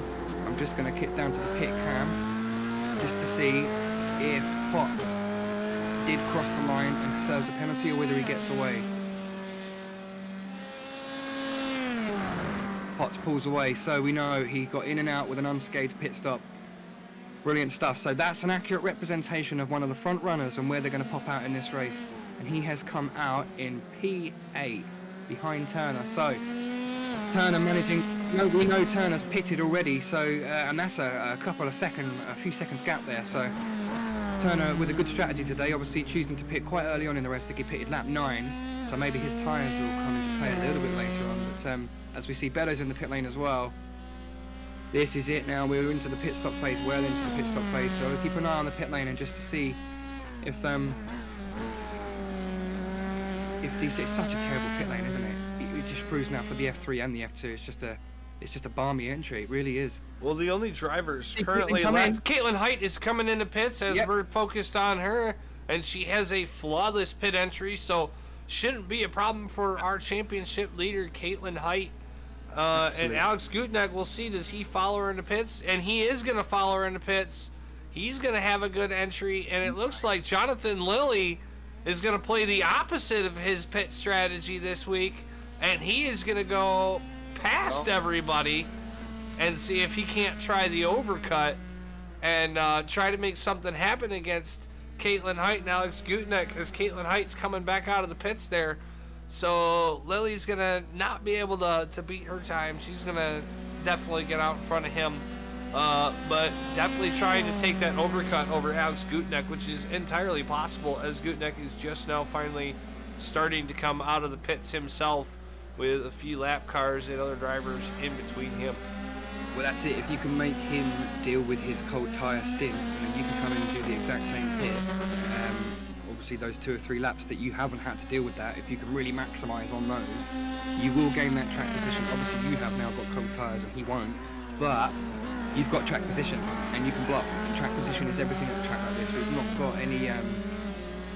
We've got some real fast corners here, so the braking zones are quite reduced, and we've seen a couple of drivers get quite close and just not be able to squeeze it past. And it's been difficult today to keep tabs on everybody's momentum. Everybody's having such a race today. It really has been difficult to deal with this. Like I said, we've got Lily yet to pit. Height is the first of the pit drivers to pit. Walker's yet to pit. So he's still he's on the Lily strategy, as it were. Gutnick's pitted. Redmond hasn't pitted yet. Ryan has. Turner has. Potts has. Carr, I don't think has. Steltflug has. So he stands to gain maybe a few points today. The only people I'm seeing that have not pit is Jonathan Lilly takes the pit entrance right now. The only 2 left to pit are the Cuda Evo drivers, Brandon Walker and Julie Redmond. Are the only 2 that I'm seeing left to have a pit stop. As Alexander Shanda comes into the pits once again as well. Caitlin Height is going to retake that lead, and we will see if Alex Gutnick can get out in front of Brandon Walker. Jonathan Lilly. Yeah, it's close, but no, he gets out in front. And he does, yep. Lily's going to come out right behind him with some colder tires, so Lily is going to have a little bit of work to do to try to catch up to Gutnick, but he is definitely within pouncing distance. Yeah, that's closer than it has been, isn't it? Definitely. So if it's it's something for both drivers to think about, isn't it? Lely's got his sights on his man now, and obviously Gutenet will have a mirror full of this this XRL car. Yeah, awesome looking car these guys have as well with the XRL livery. But yeah, Walker sat there in P2 with no pit yet, just playing the long game. I mean, it really is difficult, especially with the mandatory pit. Everybody's got a pit. You've just got to play your race and pit for the best time for you. I feel like Lily's done a really good job of that. I feel like Walker's done a bit of a job of that, but he's played a bit of a team game today, and he's been involved with more stories than I think Lily has. Just literally been driving his own race. They pitted, he didn't. He just sat there until the time in which he was going to pit. He's pitted, come out the position he's going to come out in, and now he's got 6 laps. Matthew Stelflug has an issue. Ricks as well. Oh, it was this collision. Did we see a moment there between the two? I don't think they're in the same part of the track, are they? Maybe. I believe it was just Matthew Stelflug on his own into a braking point and just gets a little race a little bit too much and spins it around. No contact, no nothing. He blinked out a little bit there, but kept her straight and got back going again. Oh, that's Beddoes. Is that Beddoes off? Late race mistakes. This is the fatigue setting in, isn't it? It's a difficult track. It really is difficult, and you have to commit. Oh, and who's that in front of him spinning out? Is that Ricks again? Ricks having a terrible. Ricks goes off. Yeah, I did think that. I thought that for a second. I thought what you thought. I did. But Lily, fortunately not having the same luck his compadre is having. We know Ricks is stepping in for Dewsbury this week. So we had a fairly decent start to this race, but I do feel like fatigue is definitely stepping in now. With the way these corners are and where the time is, yeah, and obviously you now see, who is it that went over the pit lane? I can't remember who is it. Was it Potts?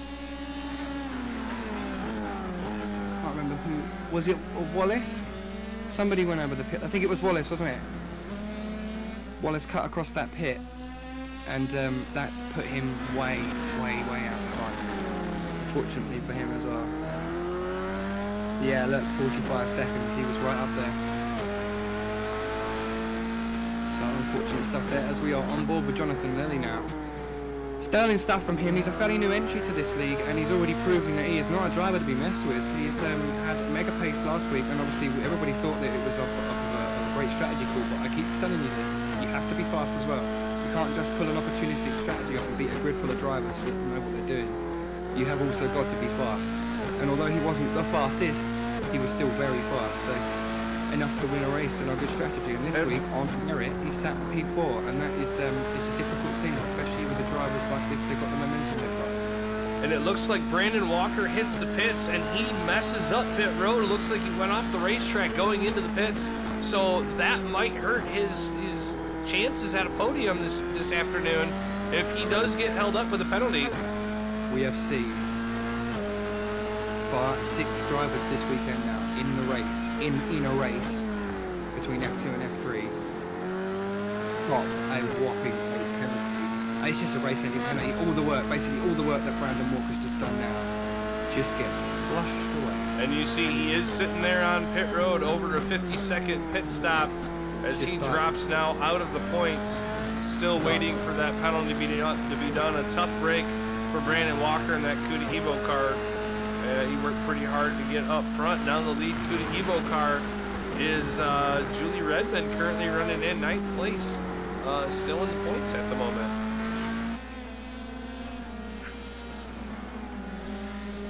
So she must be running the heaviest car. She must have been running a really heavy car. Maybe this is why Brandon was punchy at the start of the race. She had all that fuel on board. Has she still got... No, Redmond's pitted. I'm sure she's pitted. No? Yep, Redmond pitted a few laps before Walker did. Yeah, nice. So they both run really heavy cars then. So, yeah, that is really unfortunate. But I mean, that has put Walker at the back of this yeah, right at the back of this train, basically.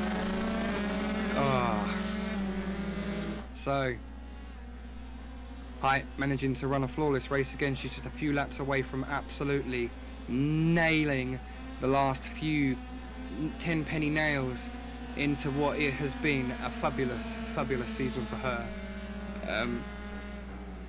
Yeah, stunning stuff. And we are very much looking forward to however this spills over into next season, as to how the drivers within the IFL get shuffled up between F2 and F3, and what sort of a season dynamic we see off of the expectation of what the drivers achieved in season 1 and what drivers achieved what in season 2 in the F2 and F3, as we hopefully mingle some of these drivers up.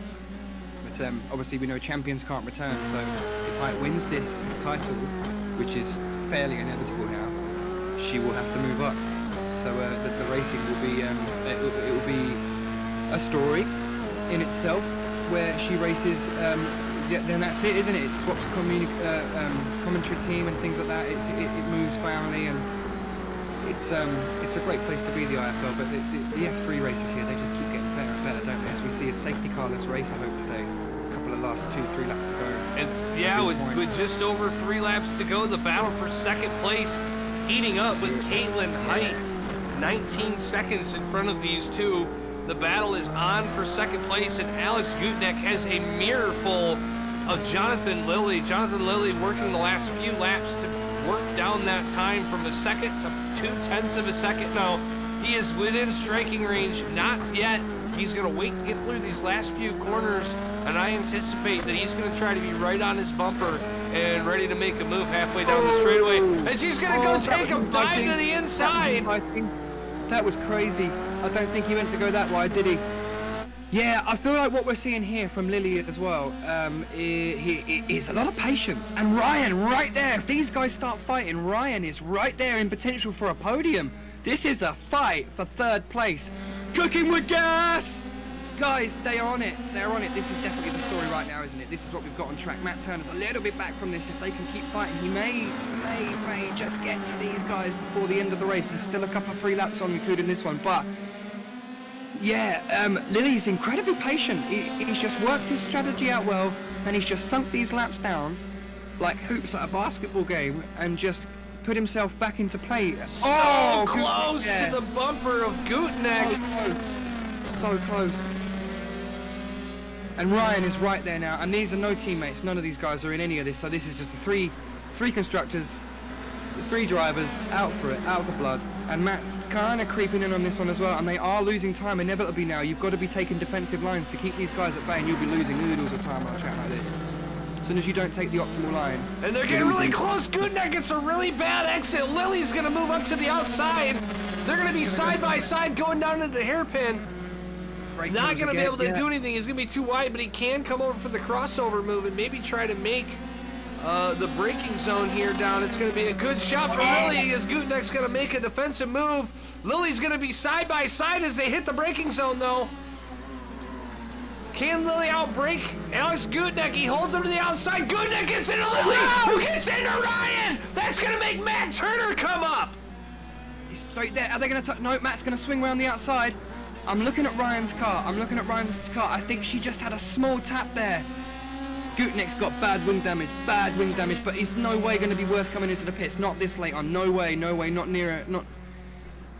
So it's battle of the who's got more damage. Can Matt get past both of these? Can he sink Gutneck in the last 2 laps because of that front wing damage? God, this has been a crazy race. Potts in it, out! Potts out! What happened to Potts? Ollie Ricks crashed as well. Gutneck's off! What is going on? Matt Turner moves up to the podium spot to third with 2 more laps to go, and Christina Ryan in her first race is looking at a podium for second place as well. Stunning stuff. I mean, this is it. Never give up, never get up. These guys were sat in P5 and 6 a minute ago, and it is just all unfolded around them. Absolutely does it to us every time. Every time we get out on this track, it just gets more and more heated, doesn't it? And this is what we're seeing. We're seeing drivers here that have come into this grid for the first time, with drivers that have been here. Matt playing the long game there, but making a few early mistakes. I feel like he could have had a slightly better day today. Incredible stuff from Ryan there, sat in P2. What a wonderful collection of points for your debut on the IFL. If she can keep it together, she's got just over 1 lap to go. Just the rest of this one, and then one more. as we got to pay due respect to Height now, as she brings in the white flag, as she has absolutely buried this one back in the back of the net again. Flawless delivery. We're sorry that we don't get much airtime. We've had it. You'll see why. We've had an absolutely fantastic race from second down, and but again, absolutely mega race. Absolutely mega race. It's very, very, very, very difficult to do what she's doing. Keep just lap after lap, week after week, bringing it. We know how focused she is. She knows how much practice that she puts in. She's always there in the practice sessions. She's always up the front end of the grid. She's always at the right place, the right time. The qualifying, she makes sensible decisions. Even the bad races, she's taken them with pride. And yeah, it's just been a wonderful season to watch this. And I really do think we're seeing a future multiple IFL championship winner, definitely. And what a mega race there for Ryan, sat in second. Yes, and Turner again. And Lily's in the pit. Something happened with Jonathan Lilly. He's gonna fall out of the points after that. Not sure what happened there. That's a lot of patience not paid off, unfortunately, for Jonathan Lilly. There's a lot of pain and a lot of we don't like to see that. Doesn't matter whatever happened. They just came too close there, didn't they? I wonder if that's probably related to the incident on that tight hairpin there with Gutenet. We see him swing round. They just touched. They were squeezing hard, weren't they? And that's it's just late race, isn't it? Fighting so close to the lap. As we see Caitlin Height there dominate round 13. As we see, she said she wasn't so familiar with the Pacific Grand Prix, but she's absolutely slamming it down. Lily stole it from her last week with a mega strategy, but she has bought the heat this weekend against her own odds, and yeah, incredible stuff there for our championship elect. And Ryan there coming in for a P2 with Matt Turner trying to chase her all the way down. Great podium there. Yeah, I mean, I bet she's on top of the world right now with that stunning podium. First race and first podium, and Matt Turner again with another podium to add to his many podiums of late. Gutenet in fourth place after that late mistake. I feel he was robbed of that podium for sure. He'll be kicking himself.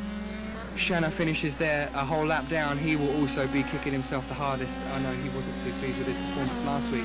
Julie Redmond comes home with 7th place in her first IFL race for CUDA Evo, coming right in front of Matthew Stelflug and CUDA Works machine. So putting her machine right where she needs to be. She is the highest finishing CUDA Evo driver, and she splits the CUDA Works drivers. So not too bad for her first race out here in the IFL. Pit lane punishment today, wasn't it? Absolute pit lane punishment. That was. I knew it was going to be a dynamic. I really hoped that some of these F3 drivers watched the F2 race, because this is exactly why you do it. If I was an F3 driver and the whatever it was that they were racing was racing the previous day, I would always watch it just to see if there was something to be learnt from. And for sure, we saw at least 5 of these drivers go over that exact same thing, and they will have all incurred that. I mean, that just ruined a whole bunch of races, didn't it? It ruined Walker's race. He was right up there in a good position. It ruined Wallace's race. I know he's finished P6, but if that hadn't have happened, yeah, there you go. Take 45 seconds up of the man's race time. It's so much time, and obviously we've got Gutenet there. We saw so many mistakes today over so many various drivers, and the drivers that paid off today were really the guys that just didn't make any mistakes. Walker was set to be one of those. Obviously that pit mistake just went, worse in this race than it would have been in yesterday's race. This grid, from the start of the race to the finish of the race, was just much tighter. These guys were so close together. Obviously we'll look at getting our top 3 in for interviews, but yeah, that was what a race. Yeah. Caitlin Height came out 23 seconds ahead of everybody else. Just an absolutely, actually almost 24 seconds. So an absolutely phenomenal drive by Caitlin Height, showing us exactly why she's on the top of both the Constructors and the Drivers' Championship at the moment. Christina Ryan coming in 2nd place with her first drive here in the IFL. This is a privateer just coming in to come run with us. It's a fantastic drive for her, putting it on the podium. And Matt Turner, even though it was with a little bit of misfortune in front of him, still with his consistency and his drive, has yet again put himself on the podium. Alex Gutneck almost had it there, almost put himself back on the podium for the first time in quite a while, actually, but just didn't have enough to get it done as he comes in fourth. But Jackson Carr and Anthony Wallace there, they put themselves in a pretty good position. We haven't seen them around too much, and they're out here in fifth and sixth, right in the middle of the points. So a great run for a lot of these drivers, and a lot of drivers that haven't been around too much. So it's been really awesome to see what these guys did today. 26 laps, it doesn't seem like very much, but with as many corners and braking points as there are here at Twin Ring, we did not miss a bit of action anywhere. No, I feel like we missed a couple of tiny little bits there, but yeah, there was definitely a story to that. I mean, with so much like that happening, it's hard to process all that data as it's unfolding. I feel like, again, what an incredible race there. Again, just quickly running through the drivers. Height there, I really do feel like we're seeing something special here. And whereas I feel like these drivers, the position that she's got this grid in now, obviously with the returning drivers, she's got them against the ropes now, whereby they are pushing so hard each week to try and maximize their delivery and really try to push to match the benchmark that she sets. And she just relaxes, and she gets calmer and calmer and calmer each week. We don't see her make mistakes. We don't see her lock up. We don't see her out of control and aggressive on the steering wheel. She's just calm and collected and doing the right line and just spinning these laps back. And that is it. That is racing. If you can get out the front and just do that, it doesn't look like she's pushing into the lap and scrubbing unnecessary. She's just doing the fastest lap she knows to do it, week in, week out, even on the tracks like she says she's listed. And as you said, with pace comes comfortability.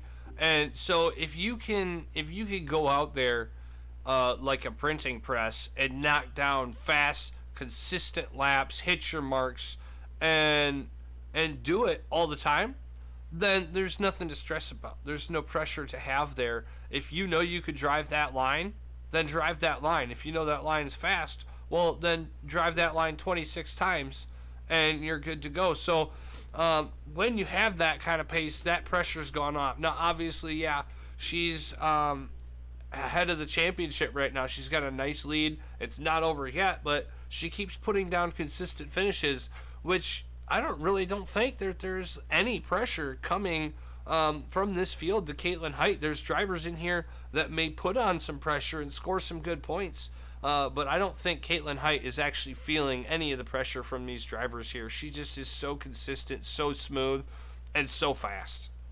Yeah, and it's that package, isn't it? It's the one lap pace, the sensible head during the race, the mid-race game, the pit stop strategy.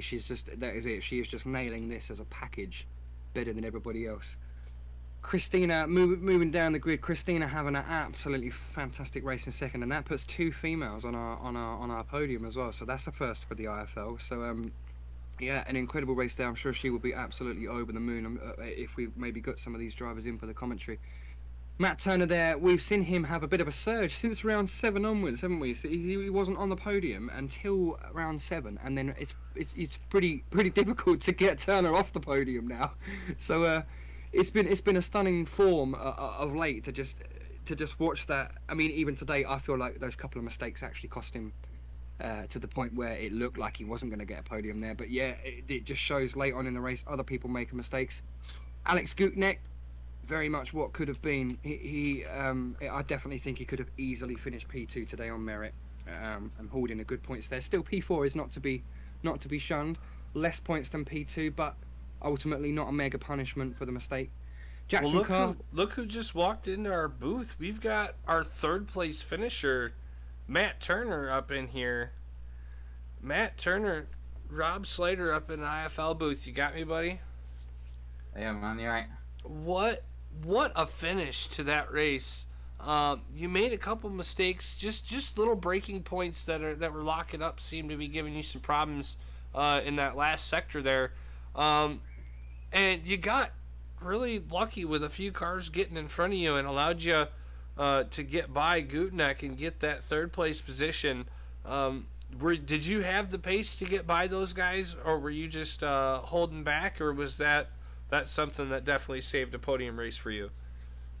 It was hotter track conditions than I was really prepared for and really comfortable with. Decided to pit early. And then towards the end, I had a bit of pace. I managed to catch back up to Christina after she pitted, but then she kept like a consistent 2-second pace. So I really needed them to lose some time battling and, just be there to pick up the pieces. Well, yeah, definitely. It definitely came for you today, didn't it? We saw when you go to watch this race back there, it doesn't happen till quite late on. I do think fatigue was definitely a thing today. We saw a lot of these drivers just slapping in lap after lap after lap, and you had one of the better paces, and you made a couple of little mistakes early on, and then a lot later on in the race, quite a few of the front runners, some getting caught up in fights and some just on their own making mistakes. They had some pretty crazy, some big time losses, and again, that pit lane playing silly buggers with everyone. I think it caught about 5 of you out. So Yeah. yeah, tough. But yeah, there you are on the podium again. And we were just saying this before we got you in the booth. Your first podium this season didn't come till round 7, and I think since then you've not been on the podium maybe once. It's been a crazy. The second half's definitely been a lot better than the first half, no doubt. Mega. So definitely some prizes come your way at the end of this season. But a mega showing again for you, buddy. But a word on Christine there. She's a new driver to the grid. She's got some pretty mega pace this round, didn't she? Yeah, she did really well. She'd definitely be proud of that performance. Yep. I did hit her at one point, which I can only apologise for. I just understeered into her, but I think luckily neither of us had damage, so that was the main thing. With regards to how the development of how this season has gone so far, that was a fairly clean race on all fronts. I mean, you're never going to get a perfect race, but yeah, that was quite a clean race.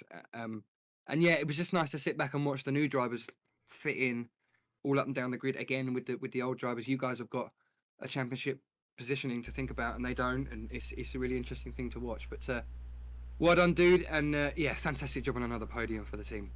Cheers, buddy. No worries. We'll catch you next weekend. Thanks very much, guys. See you then. There you have it. Your third place finisher, Matt Turner. Looks like he's the only driver up for an interview this afternoon. But wow, Lewis, I still can't get over a safety car free race. Yeah, that's one side by side battling from 1st to 15th. Clean side by side battling at that from 1st to 15th. We literally seen so much in the league today, and it was absolutely amazing to see. It really was. These drivers really put on a show this afternoon. Yeah, I do, and it get like you said, bang on from 1st to 15th, all the way up and down the grid. Do you know what I mean? And we saw. I always say this at the end of every race. A word to the guys that fell short today, and like Brandon Walker and who else? Lily. They played incredibly patient games, and they ran that race so good, all the way right to the end, and just one tiny little mistake, and boom, all that. Especially what we saw today with that close grid. That's it. You're back down the grid, and 42 seconds is one of the harshest pit stops I've ever been handed in my life, and it cost me the world yesterday, and I have no idea how I managed to recover to a podium. And I don't know how Walker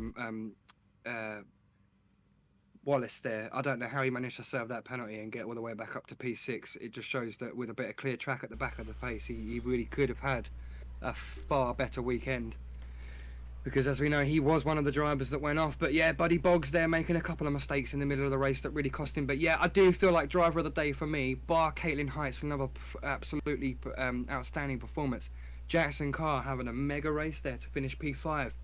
Really do think that those early race fireworks that we saw between him and Buddy, and there was one of the XRL cars that he was fighting with, it must have been Lily. He broke away from that and managed to get ahead of it. And I really feel like that just set his race up. And then everything else happened in front of him, and those bad luck drivers just slip, and that bumped him from P8 up to a really sensible position. So all sorts of races happening today, mega losers and mega winners, and obviously Alexander Shanna sat right at the back of the back again. He's still trying to find his feet with this F3 grid, having spent some decent amount of time away from this car as he sees his teammate finish P4. So some practice to do with those guys, but that's it. That seals the deal on round 13. And next week we go to Suzuka. And obviously the GP layout for the F2 guys. And and then we'll have our week off. That will be our Asian tour done, and we will be home for the last 4 rounds of the European tour, and that will be it. Our season 2 will be over. We will have crowned champions and prizes being distributed, and formation for the 3rd season. But it's been emotional. It's been many things this season. It's been a great thing being a part of it. From me and Rob, anything else you just want to say, Rob? Yeah, we just want to give a shout out to our sponsors, Butt Kicker, LTD Designs, Majors Garage. We wouldn't be able to do everything we do here without you, so we appreciate your continued support. And we're looking forward to giving out some prizes here in a few weeks. We got Suzuka here next week, and then we've got a week off, and then we've got a 4-race stint back in Europe to crown our champion. We start off at Imola, and that is going to be we were there last year, and it was an awesome race, very, very technical course. And right after Imola, we go to probably everybody's favorite racetrack on the circuit. We go to Spa the weekend of Thanksgiving. So Spa is going to be one of the, I believe, probably our make or break championship race. Whether Caitlin Height wins next week in Imola or someone else comes out or something, I believe that Spa is going to be our spot where we either crown a champion or we wait to see if someone can continue to work to knock Caitlin Height down. But from what we've seen here in the last few races, Caitlin Height is not going down without a fight. So I do expect to see some amazing races here in the next 2 weeks, to where Caitlin Height tries to seal the deal and crown herself IFL 3 champion. Yep, and it's a good thing to do. Obviously, we know top 3 teams and top 3 drivers get prizes. So it's really tight. It's really tight in this field. I really think we're going to see many position changes for constructors, and there's some of the points on the constructors are just so tight. There's 3 or 4 teams, like we discussed before this race, that they're just so close to one, a bad race for one driver or here. It's just going to make such a big effect. Even today's race, we're going to see that move things about big time. So, and that's it. We start to dial down on what will be, I'm sure, a mega finale to both the IFL 2 and IFL 3. But that's for us today. That's us for round 13.